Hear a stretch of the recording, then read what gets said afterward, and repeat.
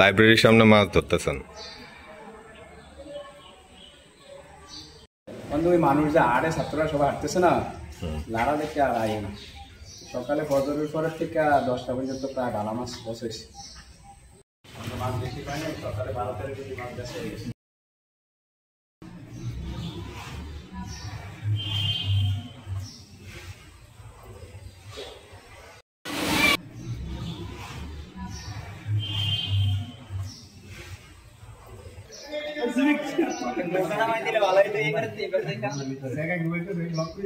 Tamim choice এক খাইয়া তো ভাই আমাদের রুমে থেকে যাই না, আমাদের রুমে দুইজন ভাই আছে